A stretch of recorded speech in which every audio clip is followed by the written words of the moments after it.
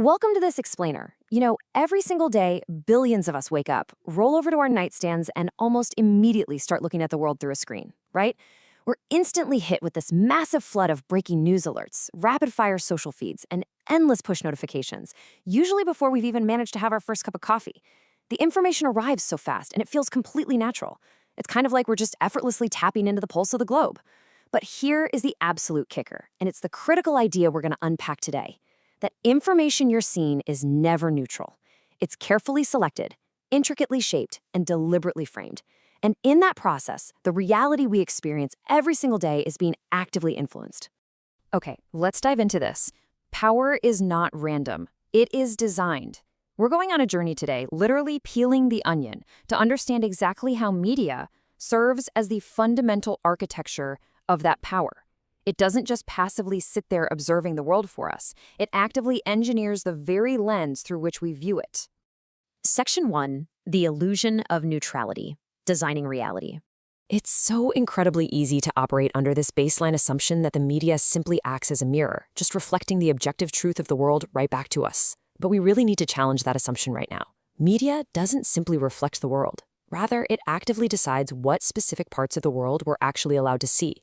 And this happens through a highly effective three-step conceptual pipeline: selection, framing, and interpretation. Think about the daily editorial meetings happening globally right this second. Editors and producers are constantly deciding what is covered, what is ignored, what is emphasized. When you have millions of people seeing the exact same selected version of events, that curated version inevitably loses its subjectivity. It sheds its context and simply begins to feel like absolute, undeniable truth.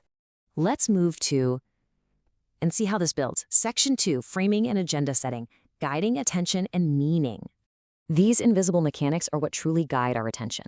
And honestly, the concept of agenda setting is absolutely fascinating. The media doesn't necessarily dictate exactly what opinions you should hold. It doesn't explicitly tell you what to think, but it undeniably tells you what to think about. For example, if a localized crisis is heavily covered by the national press day after day, it instantly becomes this urgent priority to the public.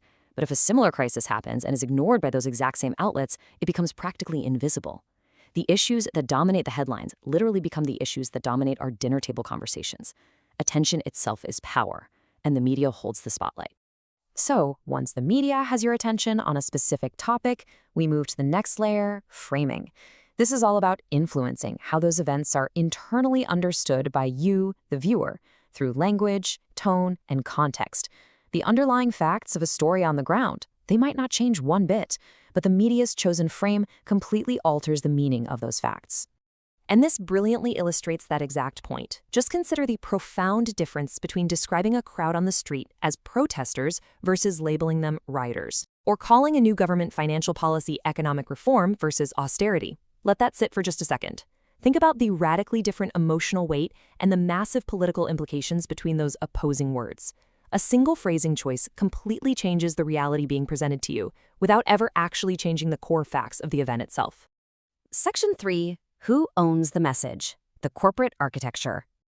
Now, what's really interesting about this slide is, if these systems have the power to define reality, we really have to ask, who actually owns the message? It's time to kind of strip away that comforting illusion of decentralized, fiercely independent news. Look at the sheer concentrated scale of these media conglomerates. You've got Disney shaping our deepest entertainment and cultural narratives, Comcast controlling the massive broadcast and digital pipes that deliver our data, and News Corp driving vast political and news agendas. Actually, let's be clear, these massive corporate entities aren't sitting in some smoky back room dictating every single word a journalist types. No way. But they do, strictly and legally, shape the economic incentives, the corporate priorities, and the overarching boundaries of what gets investigated and produced. Which leads directly to this pretty stark reality. What is profitable becomes visible. What is risky disappears. Media sits right at the critical intersection of modern society. Corporate power shapes our resources, and political power makes the legislative decisions. But both of those massive power structures rely entirely on the media to shape public perception, ensuring that the overall system is accepted by the public and remains perfectly stable. Moving on to Section 4, algorithms and attention, the decentralized digital age. Now, you might be thinking right now, well, what about the internet? What about social media? And you're right. Today, media isn't just strictly centralized in a few corporate broadcast towers anymore. Anyone with a smartphone can publish on platforms like Meta, TikTok, and YouTube. But while anyone can publish, not everyone is seen. Unseen proprietary algorithms now act as the ultimate gatekeepers of visibility. And what exactly do these digital gatekeepers care about? Engagement, emotion, and retention. They are incredibly sophisticated, sure, but they are absolutely not designed to find the objective truth. They're designed to find whatever provokes the absolute strongest emotional reaction in you, whether that's outrage, joy, or that specific kind of existential dread that keeps you doom scrolling at 2 a.m. The more a piece of content provokes a visceral reaction, the more the algorithm spreads it like wildfire. So the crucial point is, the chilling reality of this system is that it does not ask what is true. It asks what keeps you watching. It's a real eye-opening moment when you step back and realize how this algorithmic power manipulates our daily attention. It curates a bespoke, highly emotional reality for every single user, optimizing for screen time rather than accuracy. Section 5. The Psychology of Belief. Internalizing the narrative. This brings us to our final, deeply personal layer. Because let's be honest, we don't just passively consume these curated algorithmic feeds like robots, do we? We actively internalize them. Over time, these repeated narratives create belief, and those beliefs shape our real-world behavior. Systematically, this creates the perfect psychological trap, the echo chamber. First, you've got confirmation bias, where we naturally seek out and favor information that validates what we already think.